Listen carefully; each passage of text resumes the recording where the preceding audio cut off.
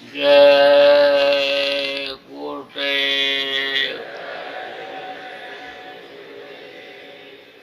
जय गुरुदेव। जय गुरुदेव। जय गुरुदेव नाम किसका। जय गुरुदेव नाम किसका। प्रभु का पावन नाम। प्रभु का पावन नाम। जय गुरुदेव। सर्वसमर्थ सर्वत्र स्मरणीय परम पूज्य गुरु जी महाराज, उपस्थित सभी सत्संगी धर्म प्रेमी भाई बहन, बच्चे तथा बच्चियों, गुरु महाराज की अपार दया मेहर हुई और आज 3 अगस्त 2018 को उज्जैन आश्रम पर सायंकाल की बेला में ध्यान भजन के अवसर पर आप लोगों के दर्शन का अवसर मिला। भारत देश धर्मपरायण देश कहा जाता है, क्योंकि आध्यात्मिक शक्तियाँ यहीं पर आई। यहाँ से उन्होंने जो प्रकाश दूसरे देशों के जीवों पर डाला, वहाँ से उनके अंदर प्रेरणा उठी और वो इधर की तरफ जब आए तब उनको भी इस बात का अनुभव हुआ कि भारत में औपचारिक शक्तियाँ, संत महात्मा यानी अवतार लिए हुए हैं। जब संतों ने अपनी ताकत का इजहार लोगों को कराया, तभी उनको पता चला। हाड़ मांस के शरीर में संत भी आते हैं। सदगुरु जिनको कहा गया आते हैं। माँ के पेट में एक ही तरह से जैसे साधारण बच्चा पैदा पलता है, ऐसे पलते हैं। 6 तरह की शक्तियाँ जन्मवश, वृद्ध, परिणामी और क्षीण, जो साधारण बच्चे को माँ के पेट में बनाकर तैयार करती हैं। जो जल, पृथ्वी, अग्नि, वायु और आकाश, यह 5 तत्वों से शरीर साधारण बच्चे का माँ के पेट में निर्मित होता है, ऐसे संतों का भी होता है। लेकिन उनके संस्कार इस तरह के होते हैं कि वो पैदा होने के बाद और संभालने के बाद खींच जाते हैं। कहाँ खींच जाते हैं? जो उस समय के संत धरती पर होते हैं, क्योंकि हमेशा इस धरती पर संत रहे हैं, चाहे गुप्त रूप में रहे चाहे प्रकट रूप में। क्योंकि कहा गया, घेरी बदरिया पाप की, बरस रही अंगार, संत न होते जगत में, जल मरता संसार। हमेशा रहे संभाल करने के लिए ही भेजे जाते हैं। तो वो यानी उनके पास खींच करके पहुंच जाते हैं। खुद तो नहीं पहुंच सकते, लेकिन वो उनको खींच लेते हैं। जैसे ईश्वर अंश जीव अविनाशी, जितनी भी जीवात्माएं हैं वो सब उस परमात्मा की अंश है। जैसे चुंबक होता है तो एक छोटा चुंबक होता है, एक बड़ा चुंबक होता है। तो जो बड़ा चुंबक होता है छोटे चुंबक को खींच लेता है। ऐसे ही जो संत की पावरफुल आत्माएं होती हैं, ताकतवर आत्मा होती है, वो इनको खींच लेती है और खींच करके हर तरह की शिक्षा देती है। गुरु का काम संतों का होता है। गुरु किसको कहते हैं? जो रास्ता बतलाता है। कोई भी चीज अन्य सिखा देता है, बता देता है, तो उसको लोग गुरु कहते हैं। दुनियादारी की चीज हो या आध्यात्मिक हो, ज्ञान हो, जो देता है उसी को लोग गुरु मान लेते हैं। गुरु आने समझ लो कि गुरु का स्थान उनका होता है, संतों का गुरु का काम होता है, इसलिए वो रहन सहन, खान पान, चाल चलन किस तरह का होना चाहिए इसको भी बतलाते सिखाते हैं। बर्तन गंदा न होने पावे, अंतरात्मा गंदा न होने पावे, अंदर में जो हुजरा जिसको कहा गया वो गंदा न होने पावे, उसके लिए बराबर प्रयास करते रहते हैं। बराबर सत्संग सुना करके, सेवा करा करके आने समझ लो कि उसको साफ रखते हैं। और पहले के समय में तो जब बिल्कुल निर्मलता आ जाती थी, एकदम गंदगी साफ हो जाती थी, तब नामदान दिया करते थे, नाम बख्शते थे। तो कभी ऐसा भी हुआ कि कई जन्म लग गया उस गंदगी को साफ होने में। प्रथम जन्म गुरु भक्त कर, दूसरा जन्म में नाम, तीसरा जन्म में मुक्ति पद, चौथे में निधाम। निधाम जाने के लिए, जीवात्मा को अपने मालिक के पास पहुंचाने के लिए 4 जन्म लग गया। लेकिन जब युग बदला और उस तरह से अगर आने समझ लो कि संत आने समझ लो कि लोगों की परीक्षा लेते, लोगों से दक्षिणा लेते और लोगों से सेवा कराते तो जीव पार ही नहीं हो सकता था, क्योंकि मलिनता आ गई, गंदगी आ गई, बहुत ज़्यादा कलयुग का असर आ गया, प्रभाव आ गया। तो समय परिस्थिति के अनुसार यानी जिस तरह से आदमी अपने को ढाल लेता है, जिस तरह से अपनी व्यवस्था इंतजाम बना लेता है कि गर्मी से ठंडी में पहुंच गया तो वहाँ पर गर्म कपड़ा ओढ़ लेता है, पहन लेता है, ऐसे ये लोग भी यानी समय परिस्थिति के अनुसार यानी अपना वो बदल देते हैं, यानी नियम कानून बदल देते हैं।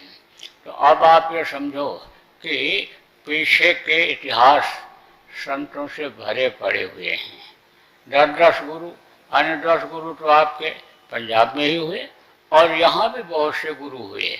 अब यह है कि जिसको जहाँ तक का रास्ता मालूम था वहाँ तक का उन्होंने बताया, समझाया, और वो जो मुँह से कुछ बोले उसको प्रेमियों ने लिख दिया तो वही ग्रंथ हो गया, वही किताबें हो गई।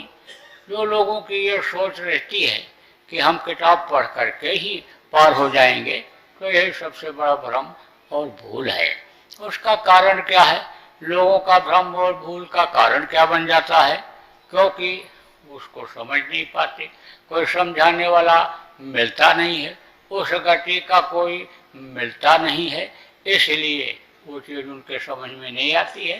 तो जिस तरह से यानी कंपोजिटर होते हैं, किताब छापने वाले होते हैं, कोई चीज़ उनके समझ में नहीं आती, अपनी अकल लगा करके छाप देते हैं और अर्थ का अनर्थ हो जाता है। ऐसे ही लोग फंस करके और अपना समय बेकार कर दिया करते हैं। जीवन जिस काम के लिए मिला वो काम उनका पूरा नहीं हो पाता और खा पी करके, जैसे पशु और पक्षी खा पी करके बच्चा पैदा करके दुनिया से चले जाते, ऐसे इंसान भी चला जाता है। देखो पंजाब में गुरुओं की चर्चा हुई तो उन्होंने लिख दिया कि यह ग्रंथ ही यानी आपका सब कुछ है, ये ग्रंथ को पढ़ लोगे तो आप ये समझ लो कि इसी से आपका उद्धार हो जाएगा। अब लोगों ने कहा बस खाली पाठ कर लेंगे बस हमारा उद्धार हो जाएगा, क्योंकि गुरु जी ने तो इसमें ये लिख दिया, कह दिया है कि ग्रंथ ही आपको पार करेगा। अब ग्रंथ में जो चीज़ें लिखी हुई हैं, किताबों में जो चीज़ें लिखी हुई हैं, उसको जब अमल करोगे, उस पर जब चलोगे तब तुम पार हो पाओगे। ऐसे ही यानी जब अपनी अकल दुनियादार लगा देते हैं, अपनी बुद्धि लगा देते हैं तो अर्थ का अनर्थ हो जाता है। अब आप इस बात को समझो कि जब जब जो भी संत आए ऐसी चीज़ों को वो छोड़ करके गए हैं कि उनका उदाहरण तो लोग देते हैं, पढ़ते भी हैं। यानी आप ये समझ लो कि यानी उनके चौपाइयों को लोग पढ़ते भी हैं, गोस्वामी जी महाराज की चौपाइयों को लोग पढ़ते भी हैं, लेकिन उसका अर्थ न समझ पाते हैं और ना यानी उनमें जो लिखा हुआ है उसका लोग पालन कर पाते हैं, अनुकरण कर पाते हैं। तो जब तक समझेंगे नहीं, पालन नहीं करेंगे, तब तक उसका कोई लाभ मिलने वाला नहीं। कबीर साहब भी एक संत ही थे। कबीर साहब का निर्गुण लोग पढ़ते हैं, गुरु का छाप लगाते हैं। वो तो जरूरी है, क्योंकि गुरु के दया से ही सब कुछ होता है। जो सदगुरु होते हैं जब वो दया करते हैं तो उनकी दया से ही सब कुछ हो सकता है। कोई भी जानकारी बगैर उनकी दया के हो नहीं सकता। चाहे दुनियादारी की जानकारी हो और चाहे आध्यात्मिक जानकारी हो, गुरु की दया से ही होता है। तो जो उनकी बातों को बताए और समझाए कबीर साहब के, उन्होंने कहा तो कहा, कबीर सुनो भाई साधो। ये छाप तो उनका लगाया, उनको सिर माथे रखा, लेकिन उसको कहा जहाँ पर लगाया इस चीज को कि कहाँ कबीर सुनो भाई साधो, तो कहते हैं ये निर्गुण है। अब निर्गुण का मतलब क्या होता है? लोगों ने कहा निर्गुण है, कोई गुण नहीं है। उसका अर्थ ऐसा लगा लिया जैसे कह रहे हैं नारंगी, यानी नारंगी को जो है कहा ना, चलती को गाड़ी कहें। कबीर साहब ने चलती को गाड़ी कहें और बना दूध को खोया, और रंगी को नारंगी कहें देख कबीरा रोए। यानी समझ लो, इसी तरह से निर्गुण का मतलब क्या होता है? जिसमें यानी तीन गुण प्रमुख रूप से है वो न रह जाए, ऐसे शब्द, ऐसी बात, ऐसा वचन, उसको पकड़ो। तो गुण कौन से हैं? रजोगुण। रजोगुण किसको कहते हैं? रजोगुणी रील जब चलती है अंतर में, तब आदमी आराम तलब हो जाता है। रजोगुण। तमोगुण, तमोगुण में क्रोध बहुत आता है, गुस्सा बहुत आता है। और सत्वगुण, सत्वगुण में सद्भावना जगती है, अच्छे विचार आते हैं, मालिक याद आता है। अब इसीलिए कहा गया कि सत्वगुणी विचार जब आवे तब आदमी को संकल्प उस काम का बना लेना चाहिए। अब जैसे आपके यहाँ इस समय गोष्ठियाँ चल रही हैं, विचार लोगों के आ रहे हैं, अपने विचार भी आ रहे, अच्छे विचार भी आ रहे, दुनियादारी के भी विचार आ रहे, परमार्थियों के भी विचार आ रहे। जो अन्य जिस तरह से अन्य जिसको जो अन्य जानकारी और अनुभव है वो इस समय गोष्ठियों में बता रहा है। अब आप ये समझो कि कुछ लोगों की बोली चाली भी इस तरह की होती है कि जो अन्य जिसको कहते हैं कमियां, वो ज़्यादा नजर आती हैं, कमियों का बयान बखान ज़्यादा करते हैं। कुछ लोग अच्छाइयों का ही बयान बखान करते हैं। तो ये तो अलग अलग स्वभाव होता है, अलग अलग लोगों के विचार होते हैं, भावनाएं होती हैं। अंदर से भाव अच्छे हैं, लेकिन कहने का तरीका थोड़ा सा जो है इधर उधर हो जाता है। तो कोई बात किसी को खराब भी लग जाती है, कड़वी भी लग जाती है, कोई उसी बात को संभाल करके रख देता है। लेकिन भाव लोगों के अच्छे हैं। भाव अगर अच्छे न होते तो यहाँ पर आते ही नहीं। कुछ सीखेंगे भी, कुछ बताएंगे भी। ये जो गोष्ठी जो हो रही है, गोष्ठी में क्या होता है? विचारों का अन्य समझ लो कि आदान प्रदान होता है। तो अब आपके अन्य सत्वगुणी अन्य विचार जगे और यहाँ पर आए और आपके अंदर यह भाव जग रहा है कि भाई इसको फैलाया जाए, इसको बढ़ाया जाए। अन्य समझ लो कि जो अन्य गुरु महाराज ने अन्य जिन अन्य बातों को लोगों के हित के लिए कहा, उन बातों को लोगों तक पहुंचाया जाए और लोगों को समझाया जाए। और जो अनमोल चीज, अनमोल दौलत वो हमको दे करके गए, उसको हम लोगों को दिलावें और उससे हम लाभ लोगों को पहुंचावें। और जो उस लाभ का अन्य समझ लो कि बोनस मिले वो हमको भी मिल जाए, हमारा भी उससे अन्य समझ लो कि कुछ फायदा हो जाए, आध्यात्मिक फायदा हो जाए, लौकिक फायदा हो जाए। तो ये विचार और ये भावनाएं लोगों के अंदर जगह सदगुणी नहीं जब आई। कोई लोग तो ऐसे ऐसे चलते चलते रुक गए, हानि सदगुणी नहीं चली, सदगुणी विचार आए, अब वो चलते चलते रुक गए।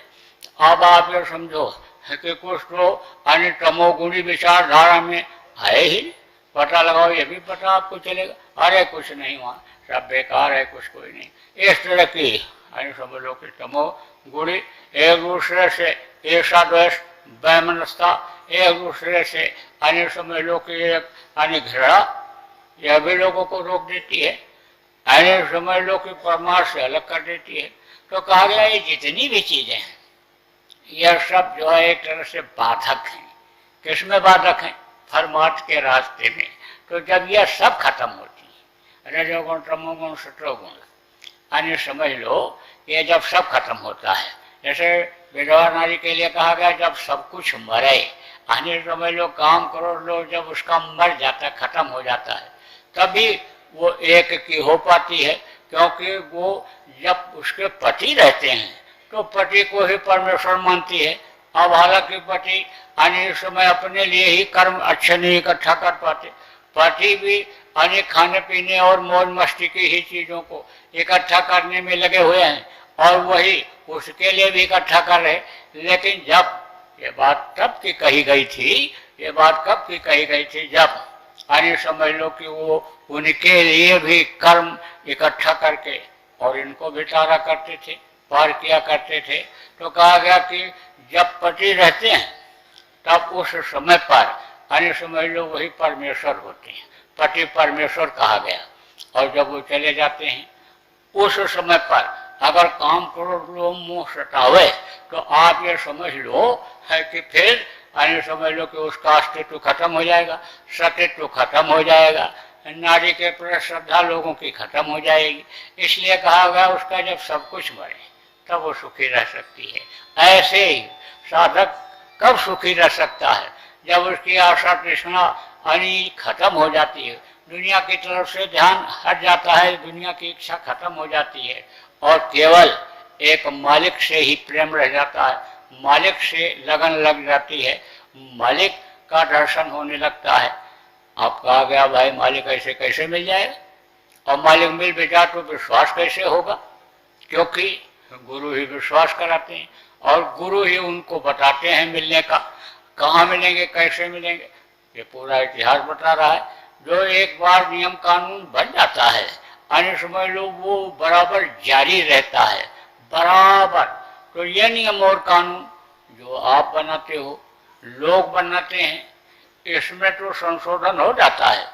जो भी अन्य संविधान बनता है उसमें संशोधन का उपाय रहता है, लेकिन उस परमात्मा के अन्य समझ लो नियम कानून में अन्य संशोधन परिवर्तन नहीं होता है। यह जरूर है कि उसके जो नियम हैं उसके तोड़ने पर अन्य संतों में यह पावर होता है कि सजा से वो बचा लेते हैं। उनके जो हो जाते हैं, जो उनके गुरु के जो हो जाते हैं, वो बराबर उनकी मदद करते हैं।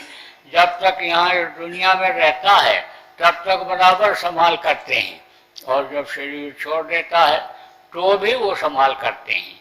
क्योंकि जो संत, अच्छे संत गुरु जिनको कहा गया, पूरे संत जिनको कहा गया, वो अन्य जब जीवों को नामदान देते हैं तो काल के हाथ में ये जीवों की डोर है, अन्य मन जो है वो माया के हाथ में है, माया की डोर है, अन्य मन की डोर माया के हाथ में है। इसीलिए माया भरमाती रहती है, दौड़ाती रहती है और भोग की चीजों की तरफ इसको ले जाती है। और सूरज की डोर अन्य समझ लो कि इसके हाथ में है, सूरज की डोर काल के हाथ में है। अब जब तक उसके हाथ में अन्य यह डोर रहती है तब तक वो कभी भी यह नहीं चाहता है कि जीव अपने घर, अपने वतन मालिक के पास यानी जाने पाऊं।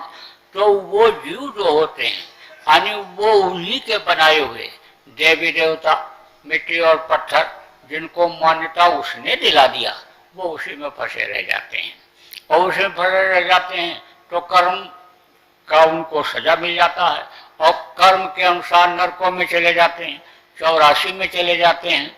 नर्क के अनुसार यानी कर्म के अनुसार माँ के पेट में उल्टे लटकते हैं।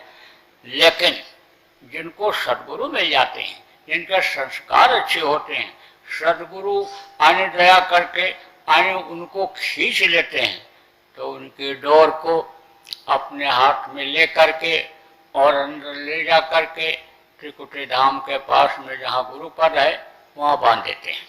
या उससे ऊपर 10वां द्वार, वहां ले जा करके बांध देते हैं। तो कहा गया कि संत कभी चूकते नहीं हैं। जैसे शेर शिकार जब करता है तो शेर का शिकार यानी समझ लो कि उसका चूकता नहीं, इतना सावधानी से यानी समझ लो, इतना होशियारी से यानी समझ लो वो शिकार करता है कि उसका शिकार यानी जो है वो कभी भी चूकता नहीं।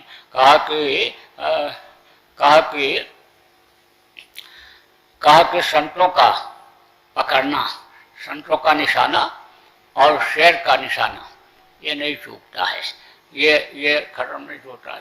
तो संत जब अन्य जीव को पकड़ते हैं तो वो कच्चा काम उनका नहीं रहता कि चूक जाएं, क्योंकि उनका काम क्या होता है कि हम आए हुए देश से जहाँ तुम्हारो धाम और तुमको घर पहुँचाओ ना, एक हमारो काम, एक लक्ष्य को उद्देश्य कि हम तुमको तुम्हारे घर तुम्हारे वतन पहुँचा दें, केवल एक निशाना होता है। इस निशाना के अंतर्गत अंदर में डोर को बांध देते हैं, क्योंकि जब हम चले जाएंगे बीच में चले जाएं तो अन्य समझ लो कि फिर उनकी संभाल कौन करेगा। मान लो अंतिम समय में नामदान दे दिया, तो नामदान जब दे दिया तो अब उनको कौन पढ़ाएगा, कौन बताएगा, कौन सत्संग सुनाएगा, और वो कैसे विश्वास करेगा जो उनके जानशीन होंगे। इसलिए अन्य उसकी डोर को पहले से ही अन्य नामदान देते समय ही अन्य डोर को काल के हाथ से लेकर के और वहां ऊपरी स्थानों पर बांध देते हैं और वहां सतलोक से बराबर वहां तक आते रहते हैं संभाल करने के लिए। उधर से आने की इच्छा तो उधर होती ही नहीं, जो वहां पहुंच जाता है उसकी इच्छा ही बिल्कुल नहीं होती, इच्छा खत्म हो जाती है। लेकिन ये आते हैं, वहीं से संभाल करते रहते, डोर वहीं हिलाते रहते, वहीं से प्रेरणा लेते रहते कि चले जाओ, उसको हमने जिम्मेदारी दिया है, उसको हमने ये काम सौंपा है, वो इस काम को कर रहा है, तुम उसके पास चले जाओ, वहां पर सब सीख जाओगे, समझ जाओगे और फिर उसको करना और करते रहोगे तो तुम्हारे कर्म आने जो है वो करते जाएंगे, कर्म आने तुम्हारे इकट्ठा नहीं होंगे। तो बराबर वहीं से संभाल करते रहते हैं। अब आप ये समझो, ये हमेशा जब से संतों का प्रादुर्भाव इस कलयुग में हुआ तब से बराबर संतों ने इसी तरह से किया। अब ये जरूर रहा कि जो है वो समय परिस्थिति के अनुसार कोई 12 को ले गया, कोई 16 को ले गया, कुछ कोई और को पार किया। समय परिस्थितियां इस तरह की रही पीछे कि कम जीवों को अन्य संतों ने पार किया और कम जीवों को अपनाया। लेकिन हमारे गुरु महाराज ने बहुत जीवों को अपनाया, बहुत जीवों को। तकलीफ तो हुई गुरु महाराज को धोने में, सफाई करने में, क्योंकि गंदगी तो बहुत लगी रही, लोगों में गंदगी बहुत आई। देखो आज के 50-60 साल पहले जो देश में धर्म कर्म था, परिस्थितियां थी, आचार विचार, आहार व्यवहार जो लोगों का था, अब इस समय पर नहीं है और दिन ब दिन खराब होता जा रहा है। दिन ब दिन काल और माया चारा डालती चली जा रही है जीवों को फंसाने के लिए, जीवों को मोहित करने के लिए। आप देखो कितनी चंचलता आंखों में लोगों के आ गई, कितने दुनियादारी की तरफ और दुनिया की तरफ, इंद्रियों के भोग की तरफ, लोभ लालच की तरफ आदमी दौड़ने लग गया, भगने लग गया।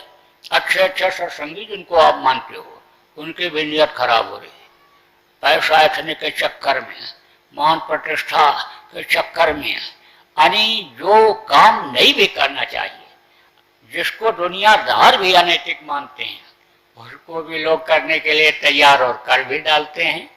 तो अब आप ये समझो कि ऐसे समय में गुरु महाराज समझ लो कि जीवों को अपनाए और धुलाई सफाई किया। तो सुबह धुलाई सफाई आप शरीर का जो कर लो, कपड़ा गंदा हो जाए तो धो लोगे, शरीर को साफ कर लोगे, लेकिन अंतःकरण को कैसे साफ करोगे? तो उसके लिए कहा गया धोबिया वो मर जाएगा, चादर लीजिए धोए, चादर लीजिए धोए भाई वो बहुत पुरानी, और चल सतपुर के घाट वह जहाँ निर्मल पानी। तो गुरु महाराज ने सफाई किया, गुरु महाराज ने अपनाया। अब आप समझो है कि बाप जो होता है वो बेटा कहीं भी यानी समझ लो कि गंदी जगह पर होगा तो उसमें पैर डाल करके जाएगा, निकालेगा, कीचड़ में होगा तो वहां से भी निकाल लाएगा। अब आप ये समझ लो कि बच्चा के शरीर में टट्टी पेशाब ही लगा हुआ हो, उसमें यानी टट्टी में ही कर दिया हो, पेशाब कर दिया हो, उसी में लेटा हुआ तो भी बच्चा उसको यानी बाप उसको उठा करके धोता है और मतलब वो करता है, प्यार करता है। ऐसे ही बाप और बेटी की तरह से गुरु और शिष्य का रिश्ता होता है। तो गुरु महाराज ने बहुत से लोगों की गंदगी को साफ किया। तो कपड़ा जब धोगे पटक करके तो छींटे तो पड़ेंगे ही, यानी गंदगी आपके ऊपर न पड़े, पूरी गंदगी ना हो वो तो धुल जाए पानी में, लेकिन जब पटकोगे ऐसे हाथ से पटकोगे तो कुछ न कुछ छींटे तो पड़ेंगे। तो उसका असर किस पर आता है? शरीर पर आता है, क्योंकि शरीर से ही कर्म बनते हैं और शरीर के कर्म को जब काटते हैं वो तो उनके ऊपर आता है। जब आप समझ लो जीव अनेक नहीं कर पाता है, जब अनेक समझो कि बाप अनेक किसी बच्चे को देखता है कि इसके सिर पर ज्यादा बोझा है तो उस बोझे को वो ले लेता है और कहता है कि चलो अब चलो तुम चलो हमारे साथ आ जाओ। इसी तरह से अन्य समझ लो कि गुरु करते हैं तो कर्मों को लिया तो तकलीफ तो शरीर से ही अन्य उनको भोगना पड़ा, लेकिन कभी भी हिम्मत नहीं हारे, शरीर का कष्ट झेलते रहे। उसी तरह से कि जैसे पिछले संतों को लोगों ने परेशान किया और कष्ट झेला शरीर से, लेकिन जीवों के लिए काम किया, उसी तरह से गुरु महाराज ने भी किया। अब हमारे आपके ऊपर वो कष्ट आ जाए, वो तकलीफें आ जाए, वो समस्याएं आ जाएं, तो आपके ऊपर आ जाएगा तो आप तो छोड़ के भाग जाओगे। अरे आप तो हमें उसका निराकरण खोजने लगोगे, रास्ता खोजने, तरीके जैसे कोई तकलीफ आती है बच्चे से फरियाद शुरू हो जाती है, दया करो दया करो, दया मांगो गुरु महाराज से। अरे भाई अन्य कुछ बर्दाश्त की भी शक्ति होनी चाहिए। अब आप जो इस चीज को समझते नहीं है कि जहाँ फांसी होनी थी वहां जहाँ सूली था वहां कांटे में बदल रहा है, तो कांटा भी अन्य समझ लो कि नहीं बर्दाश्त कर पाओगे तो पैर कट जाएगा जब आगे चल करके, तब अन्य आपका क्या हाल होगा। अब यह भी सोचो कि सजा तो मिल रही है, कर्म ऐसे रहे होंगे और उन कर्मों को हमने काटा नहीं, शरीर से अन्य जो कर्म किए वो कर्म हमारे कटे नहीं तो उसकी सजा हमको मिल रही। इसलिए अन्य शरीर में तकलीफ आवे तो शरीर से सेवा करके कर्म को काट लेना चाहिए। ज्यादातर पाप अन्य समझ लो शरीर से ही होते हैं, आंख से, कान से, मुंह से, हाथ पैर से ही होते हैं। तो अन्य भजन करके, सेवा करके अन्य समझ लो कि कर्मों को काट लेना चाहिए। अब कर्मों को काटने के तरीके बना दिए जाते हैं, निकाल दिए जाते हैं। हमेशा अन्य सेवा का विधान संतों ने बनाया तो उस वही सेवा का विधान गुरु महाराज ने भी अन्य लागू किया और वही सब सेवा का विधान अब ये समय भी चल रहा है। इसलिए आप लोगों को अपने कर्मों को काट लेने के लिए और लोगों के अपने गुरुभाइयों के कर्मों को कटवा देने के लिए यानी आप ये समझो कि इस समय पर जो गोष्ठी चल रही है और आपकी योजना बन रही है और जो काम आपको यानी मिल रहा है, इस काम में लग जाओ, लोगों को लगा दो कि जिससे कर्म कर जाए, कर्महीन हो जाओ, कर्म विहीन हो जाओ। ये जो रजोगुण, तमोगुण, सतोगुण ये जो कर्म हैं, यह कर्म सब खत्म हो जाए, यह काम क्रोध लोभ मोह अहंकार ये सब जल जाए, शील क्षमा संतोष मेरा विवेक इनके स्थान पर आ जाए कि जिससे आपका लोक भी बन जाए और आपका परलोक भी बन जाए। तो बोलो जय गुरुदेव। अब आपका समय हो गया, 8 बज गया। अब आपका हमने देखा कि टाइम टेबल से सब काम हो रहा है, जो आपका टाइम टेबल बना हुआ है, समय से बोलना, समय से बताना, समय से समझाना, समय से सब काम सीखना हो रहा है। हमको अब इस बात का एहसास होने लग गया कि आप लोगों की हिम्मत और हौसले अब बढ़ जाएंगे और गुरु महाराज के मिशन को जल्दी से जल्दी पूरा करने में आप लोग लग जाओगे। ये विश्वास अब हमको होने लग गया। अभी तक तो हमको थोड़ी निराशा हो रही थी है कि हम अकेले कहाँ तक क्या कर पाएंगे, लेकिन अब मैं ये देख रहा हूँ कि अब मेरे हाथ पैर और अंग अन्य समय लोग की ओर तैयार हो रहे हैं। तो ठीक है, इसी तरह से हिम्मत और हौसला और संकल्प आपका होना चाहिए कि जिससे जल्दी से जल्दी गुरु महाराज का जो संकल्प था वो पूरा हो जाए। बोलो जय गुरुदेव, जय गुरुदेव, जय गुरुदेव, जय गुरुदेव,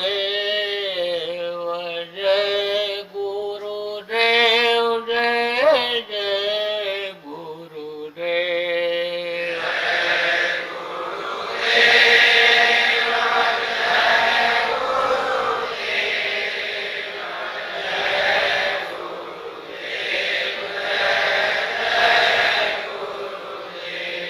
जय गुरुदेव, जय गुरुदेव, जय गुरुदेव, जय जय गुरुदेव।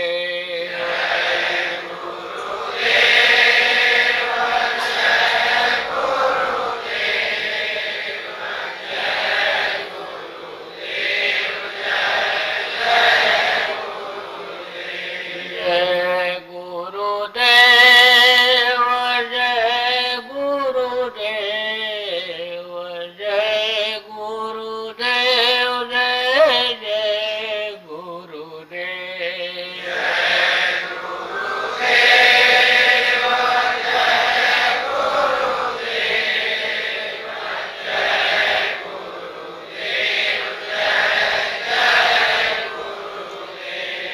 जय गुरुदेव, जय गुरुदेव, जय गुरुदेव, जय जय गुरुदेव।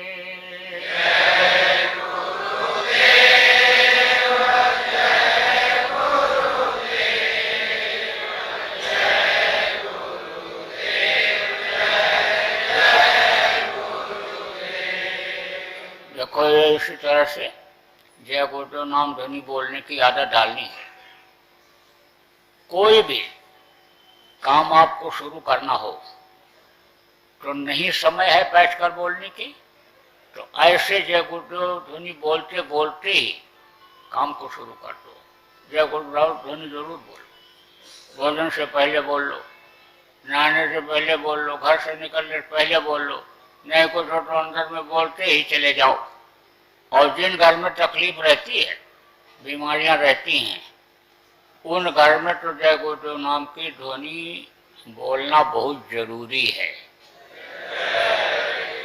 अब आप ये समझ लो, आपको जो उपाय बताया जाता है, किसी को कोई तकलीफ होती है और उसका उपाय आप पूछते हो, आपको बताया जाता है, तो उसको तो करना ही करना है।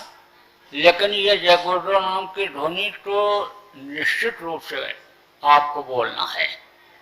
सोने से पहले जय गुरुदेव नाम बोलते बोलते सो जाओ। आप सुमन ध्यान भजन भी करो और जय गुरुदेव नाम की ध्वनि भी बोलो। जो नामदानी नहीं है, आपके मिलने जुलने वाले हैं, सबको बता दो कि जय गुरुदेव नाम की ध्वनि आप बोलो और कुछ दिन बोलो, देखो आपको क्या लगता है, कैसा लगता है, क्या है, आप खुद महसूस करो। फिर तो आपको ही खोजने लग जाएंगे। जब लोगों को सुकून मिलेगा, शांति मिलेगी, फायदा होगा, तकलीफ में आराम मिलेगा, बोलेंगे ही। इस समय पर जय गुरुदेव नाम की ध्वनि बोलवाना लोगों के लिए बहुत जरूरी है। अब आप जब आदत डालोगे तभी तो दूसरों को बोलवा पाओगे, और नहीं आप जब शर्म खाओगे बोलने में तो दूसरे से क्या कैसे पाओगे। इसलिए अन्य समझ लो, कोई भी अन्य काम जो हो, आदेश जिस चीज का हो जो अपने और लोगों के फायदे के लिए हो, तो उसको तुरंत लागू करना चाहिए। उसमें कोई संकोच नहीं करना चाहिए। संत मत यही सिखाता है कि भाई जब सेवा करो, चाहे अपने आत्मा की सेवा करो, अपने शरीर की सेवा करो, या दूसरों की आत्मा दूसरों शरीर की सेवा के लिए काम करो, तो उसमें श्रम को बिल्कुल खत्म कर दो। कितने ऊंचे वादे पर थे वो राज शालिग्राम। अंग्रेज उस जगह को हिंदुस्तानियों को देते ही नहीं थे, अपने पास ही रखते थे, लेकिन उनको वो डिग्री मिली हुई थी। शिष्य किसके थे? वो राधा स्वामी, आगरा में जिनका मंदिर बना हुआ है। उस यमुना से उनके नहाने के लिए रोज पानी भरने के लिए जाते थे। 2-3 किलोमीटर कम से कम वहां से होगा, तो वहां रोज जाते थे। तो सुबह सुबह जाएं और पानी भर के लाके रख दें और फ्री हो जाएं, तो फिर अपना और दैनिक काम करें। तो गांव वाले ने देखा तो कहा, रे ये तो शालिग्राम जा रहा है। यह रात को इसलिए आता है, रात को फिर कोई देख न ले कि ये जो है बाबा के लिए यानी पानी भरने के लिए आता है यहाँ पर। किसी ने कह दिया तो सुन लिया। उसी दिन गए बाजार में और घुंघरू खरीदा, घुंघरू, और घुंघरू बांधा पैर में, और फिर छम छम छम छम यानी ऐसे पैर पटकते हुए गए उधर। तो जहाँ गांव में लोग कहे थे कि ये चुपके से आता है अंधेरे में, वहां जोर जोर से चिल्ला के बोले, अरे ये देखो अपने मुर्शिद के लिए, अपने गुरु के लिए पानी भरने के लिए यह राय शालिग्राम जा रहा है, यह शालिग्राम राय जा रहा है। अरे प्रेमियों, यह शालिग्राम अपने मुर्शिद के लिए पानी भरने के लिए जा रहा है।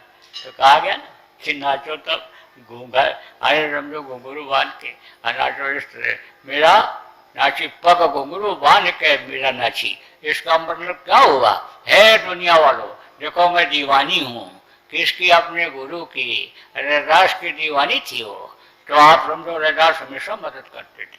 हर राणा ने जब आने समझ लो जहर का, आने समझ लो कि प्याला आने जब भेजा पीने के लिए, हर तो समझ लो गुरु तो उसको पहले पी गए। अरे समझो कि जहर पीने के बाद और शरीर के अंदर जहर जाने के बाद, यानी आप ये समझो कि यह शरीर कैसे जिंदा रह सकता है। जहर का काम क्या होता है? इस सिस्टम को बिगाड़ देना, इस मशीन को बिगाड़ देना। आने समझो कि जैसे आने समझ लो कि मोटा छर्रा, यानी मोटी चीज कोई लोहा या कोई पत्थर जब तेज आटा चक्की में पड़ जाता है तो उसके सिस्टम को बिगाड़ देता है, उसके दांतों को तोड़ देता है। ऐसे ही ये सिस्टम को बिगाड़ देता है जहर जाने के बाद। लेकिन वो जहर अंदर गया होता तो वो मरती, उसको तो पहले ही गुरु पी लिए। तो अब आप समझो कि फिर जब इस तरह से उसने दया का अनुभव किया, तब वो अपने गुरु की बड़ाई करने लगे, गुरु का वर्णन करने लगे। और फिर आने समझ लो जब इस तरह से लोगों ने देखा कि एक रानी और ये नाच रही है और मस्त है, तब और बहुत से लोग उसको देख करके अनिरुद्धास के पास पहुंच गए और उनसे दीक्षा लिए। तो अब आप ये समझो कि कहा गया कि नाचो तब यानी घूंघट नहीं, पर्दा नहीं होना है, खोल के नाचो। तो अब इस वक्त पर तो अन्य समझ लो कि गुरु के मिशन के लिए वही नाचने वाला हाल है इस समय पर। तो बोलो जय गुरुदेव।